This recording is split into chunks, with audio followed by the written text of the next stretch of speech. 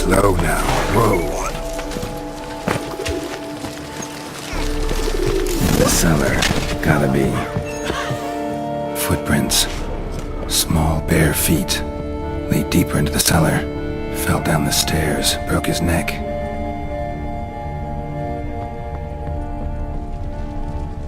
Claw wounds. From 5 separate claws. Spread of a small human hand. Attacker had no trouble knocking over the cart. River muck. Carried the body in his cart.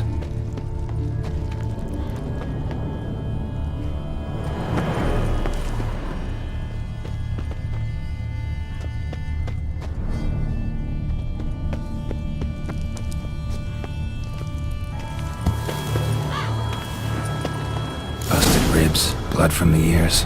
Took a solid hit. Massacred by a vampire. Not an Ekimara though, or a Fletter. Bruxa, gotta be.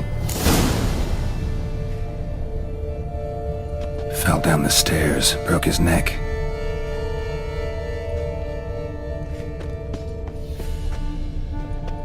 Hurled against the wall with great force.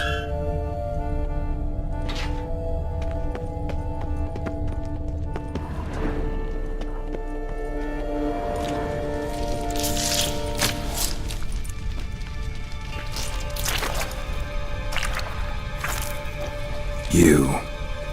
Saw you at the inn.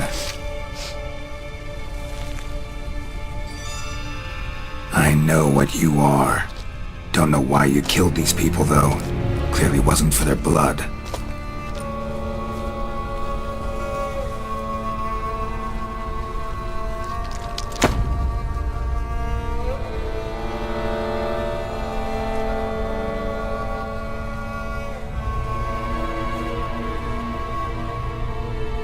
We don't have to fight.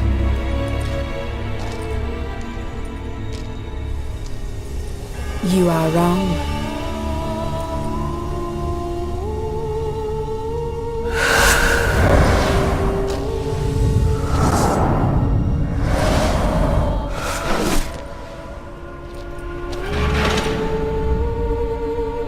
I cannot let you leave.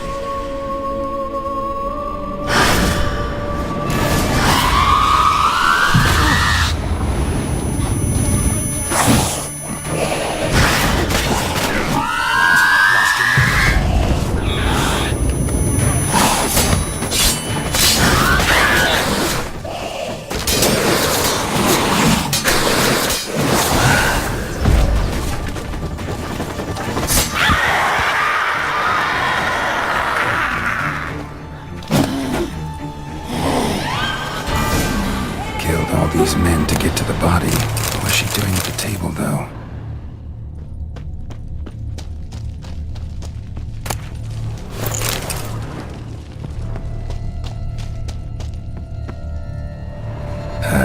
Stinks. Waterlogged. Both hands amputated. Body was quartered just as I thought. Laid in water for some time. Head swollen, and something took a few bites out of it. Something in the throat.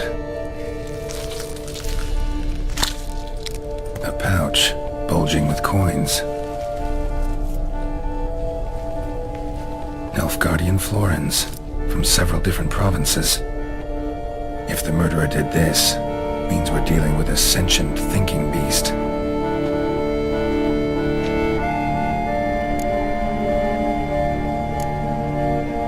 Body was chopped up after death.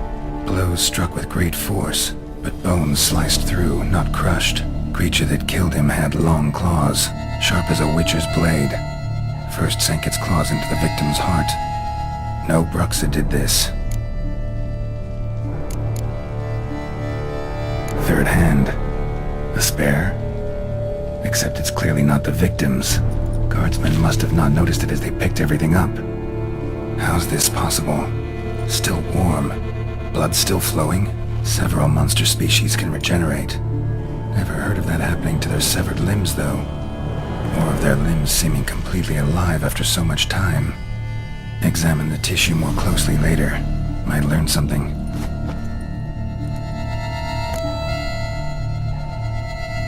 So, murderer was clearly a monster, but not a Bruxa.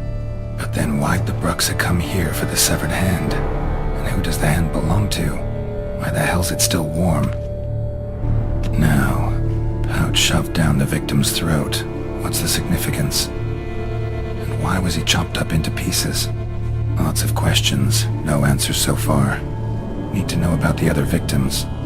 I'll ask Palmerin to get me in to see the Duchess.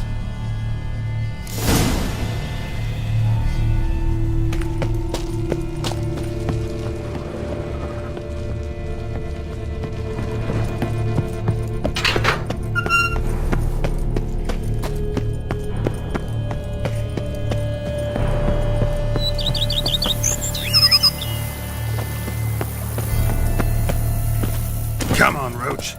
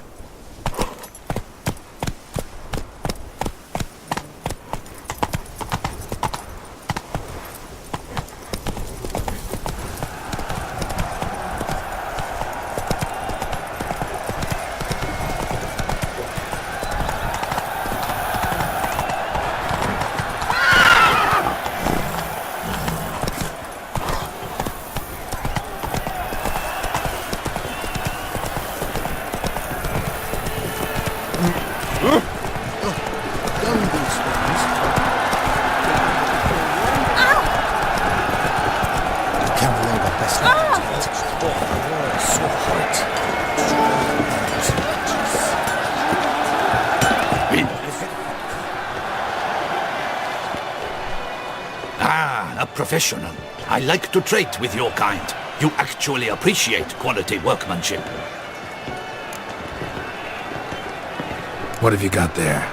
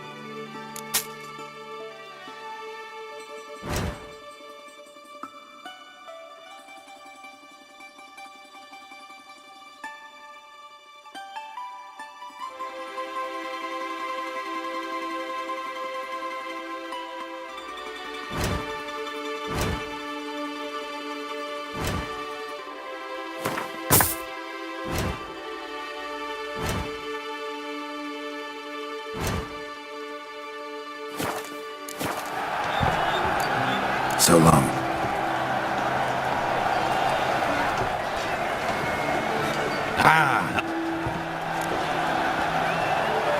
What have you got there?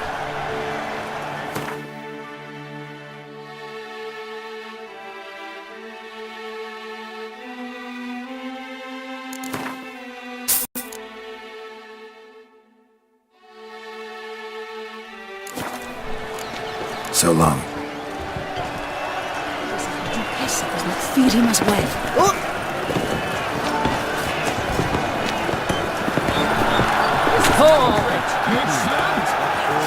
Need to speak to the Duchess, urgently. All right, you scamps. Story's done. Go find your parents. But the Palmerin, what about the story of Rittik and the dragon? A tale's for another time. But take a good look at the man who stands before you now. This is Geralt of Rivia, the master witcher who lent his valiant hand to the defeat of the giant Goliath. Master Witcher, is it true virtue always trumps villainy?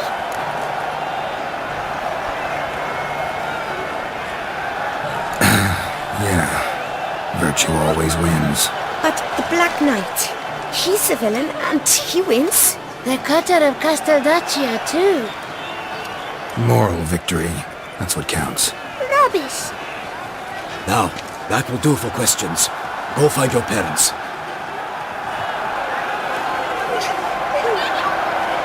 Her Enlightened Highness has doubtless arrived at the tourney grounds to watch the battle in the arena. If we hurry, we'll be in time to speak with her before the spectacle begins. Lead the way.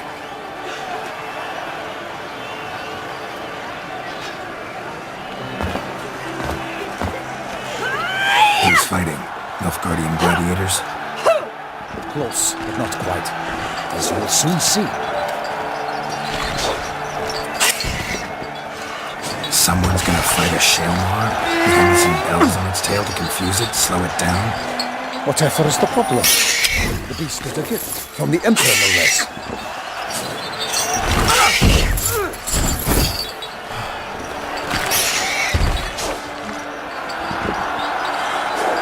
This is dangerous. Bells on its tail aren't enough. I saw a spectacle of the sort at the arena in Nuremberg. There, a knight defeated a Shalmar with bells on its tail. Might have gotten lucky. Shalmar might have been lame. Who knows? Only a Witcher has a real chance against a healthy Shalmar. And that's not even every Witcher. Besides which, releasing a monster that dangerous in front of a crowd? Plain irresponsible.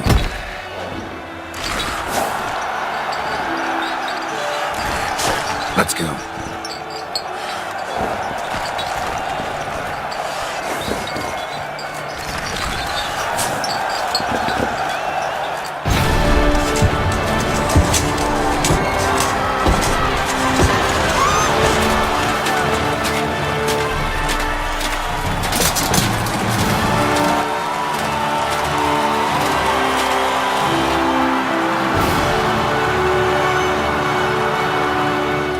I dedicate my imminent victory to fair Lady Vivian.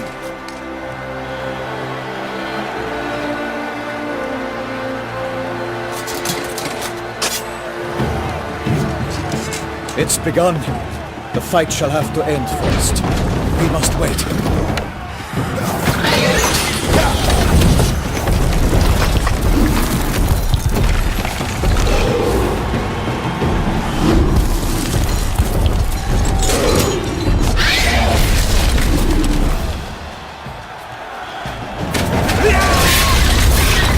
Got a bad feeling about this.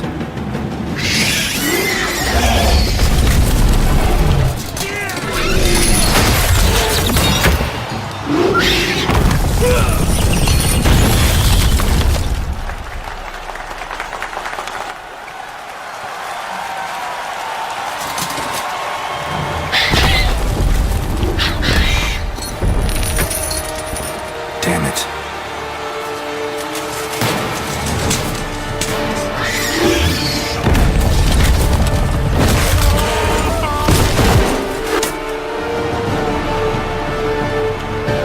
We have to help him.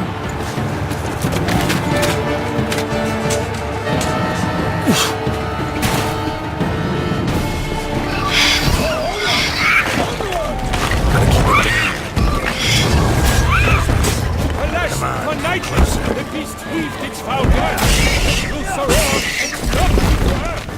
Now, the Witcher, in one mighty round, to give fight to the beast, with plans confound. The weight of the beast has been weighed by the gods, so no no outs.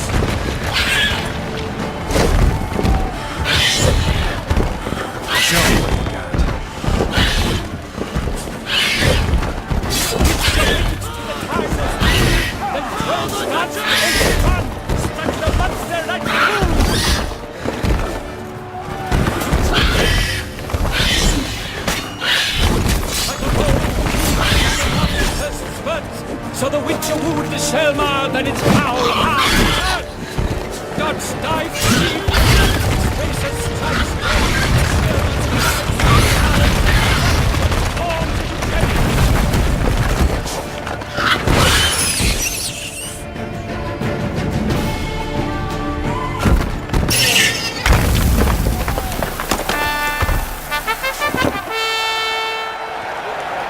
The Shalmar lies defeated by Geralt of Rivia, master of the witchering trade. Behold, as the last gasps of life seep from the beast.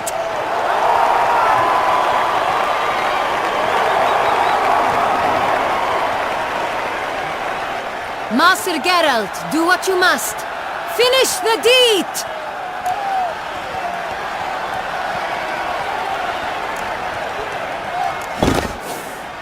Monster's no threat. No need to kill it.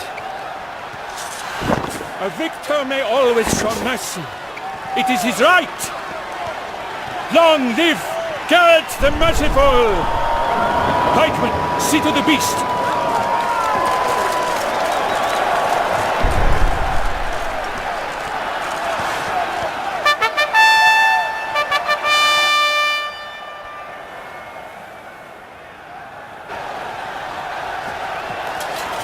Guillaume, The lad came damned close to dying.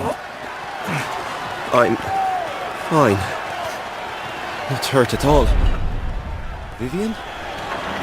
Smile as befits a hero and keep silent. Speech clearly pains you. She approaches.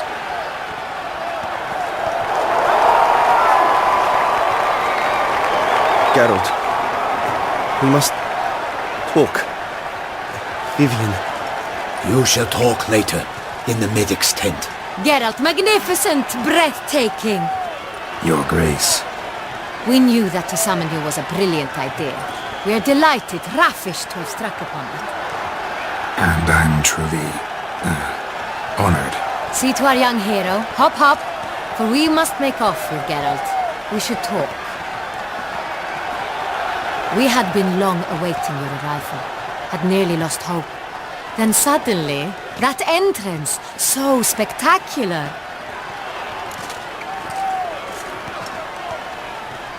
Your Grace, my contract. I'd like to discuss it. Naturally, but not here. We shall need Damien. He led the investigation pending your arrival. But wherever could he be? Come, we must find him.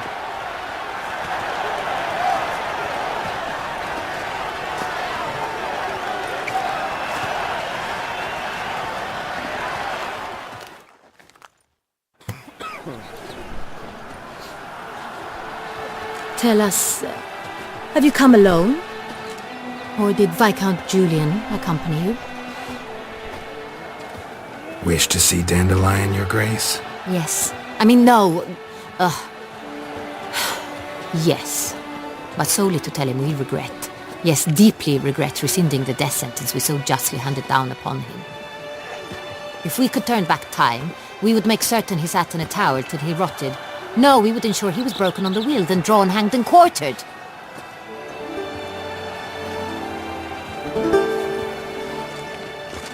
Ah, the very man we would entrust with these tasks. Damien de la Tour, captain of my personal guard. Your Grace.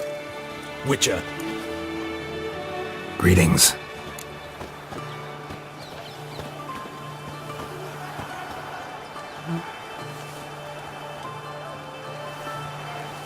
I examined the body of the beast's last victim. Might have found something. Need to analyze it. A quiet place, that's what I could use most right now. And maybe the help of an alchemist or a mage. Also like to hear all you know about the previous victims. Take it Sir de la Tour is my man for that. Firstly, call me Damien, please. Secondly, you should know I spoke against summoning you here. I've heard much about you. You bring trouble, or thus far have, always. And we've enough trouble as it is. Yet we are capable of defeating the beast on our own, without an outsider's help. I've no doubt about it. Damien, we settled the matter of the Witcher's employ some time past. Definitively.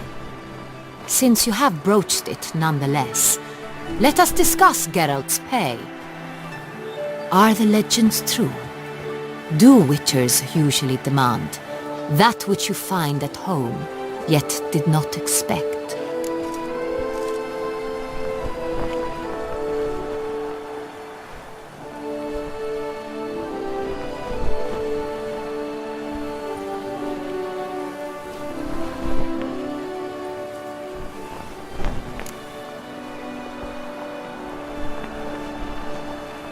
No, Your Grace. Usually we just ask for gold. The response we expected. Thus we've decided you shall receive the deed to a vineyard, Corvo Bianco, and the sum of coin. You will doubtless consider this adequate. Title to the vineyard shall be given to you at once. Surely you'll need lodgings while you hunt. The coin, however, will be yours only once you have slain the beast. Lovely, generous gesture, Your Grace. But Corvo Bianco, isn't it the Duchy's temporary morgue? Is it now? The Chancellery's bungled things again, we fear. Not to be left unsupervised for one instant. Yet, in its mood, a morgue should present minimal problems to a witcher. What's more, nothing enhances a wine's reputation better than a grim legend. Thank you, Your Grace. I accept the contract, of course. But as I said before, I'll need some information.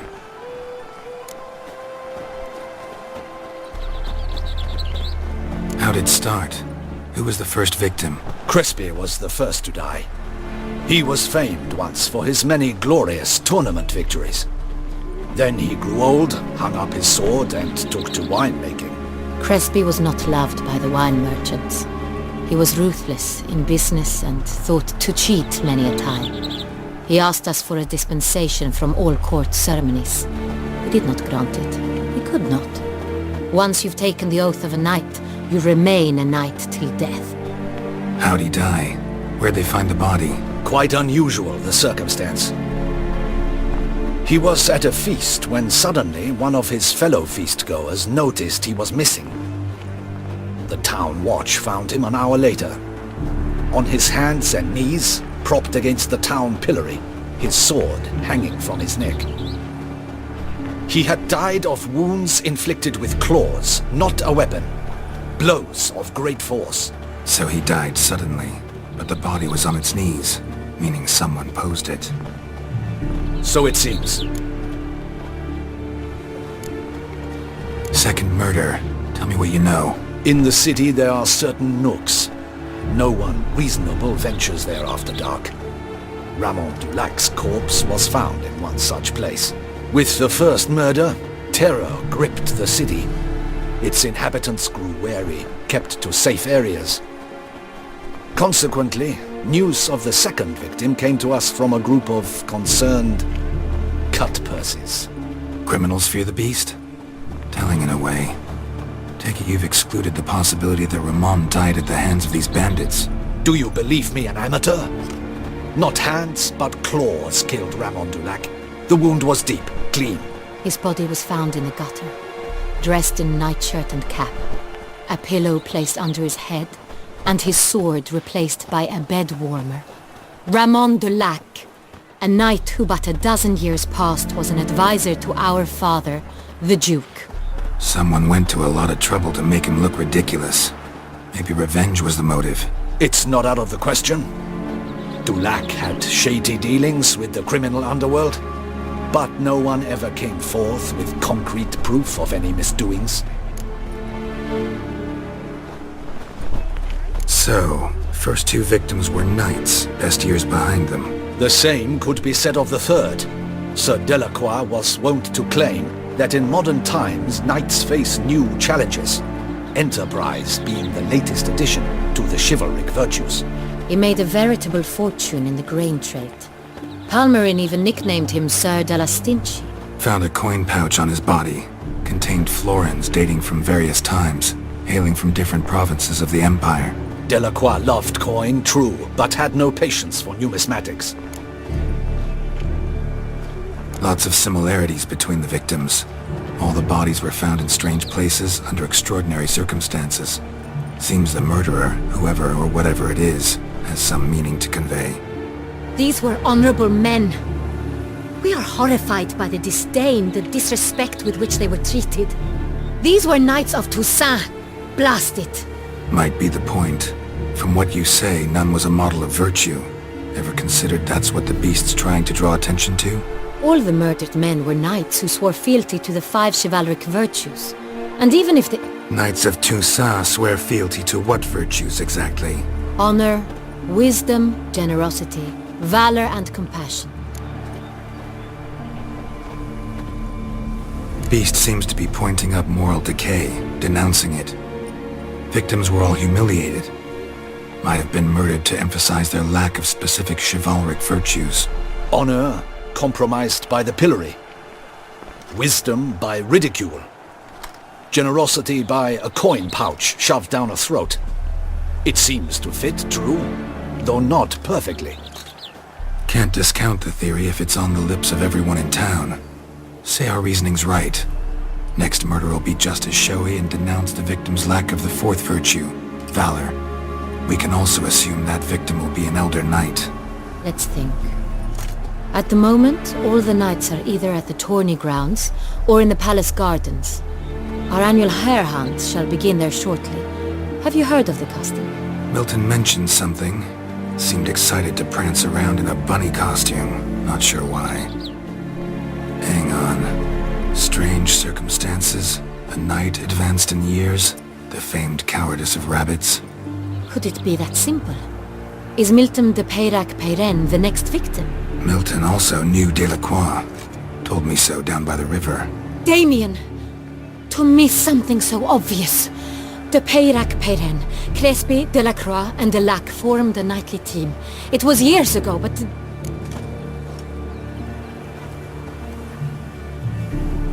Your Grace, we need to find Milton. Immediately. Rather problematic. You see, the garden entertainments are due to start, and he's disguised as the hare, hiding somewhere, waiting for some tipsy courtiers to find him. The hare's hiding place is a carefully guarded secret. We must call off the game, at once. First and foremost, we must remain calm. Damien, order the garden searched immediately, but discreetly. By no means can we disrupt the festivities. Panic will only incite the beast to strike sooner. And you, Witcher, follow me. My gardens, my night, I shall take the fall. A murder is out of the question. I will not allow it. Not near my palace. Horses! Ready our horses!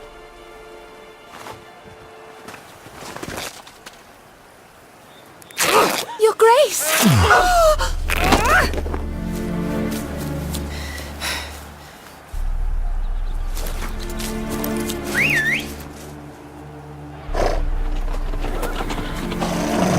What the hell? Why, I should... Your Highness, Mind it doesn't get wrinkled. Onward!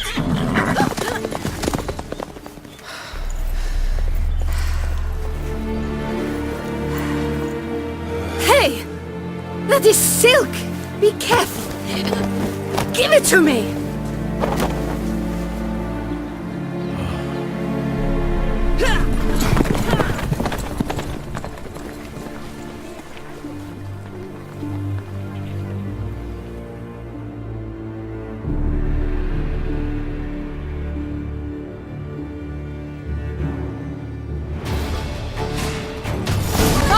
Your Grace seems right at home in a saddle.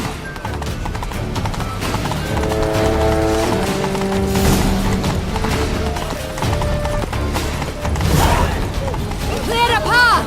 Clear the way, I said!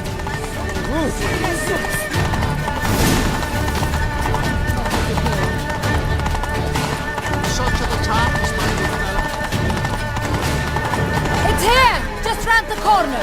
Hurry! We must go to where the game is being doing. The participants must find a unicorn's horn, a golden fish, and a phoenix egg. With these in hand, they can deduce where the hare, Milton, hides. Mean we need to find those things too. We've no other option. But time is of the essence, so we shall have to break the rules.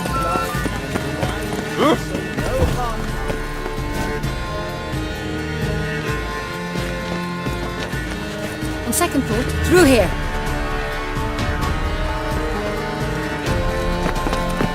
I shall show you where the hunt plays out.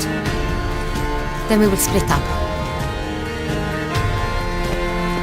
You will get hold of the unicorn horn and the golden fish, while I nab the phoenix egg.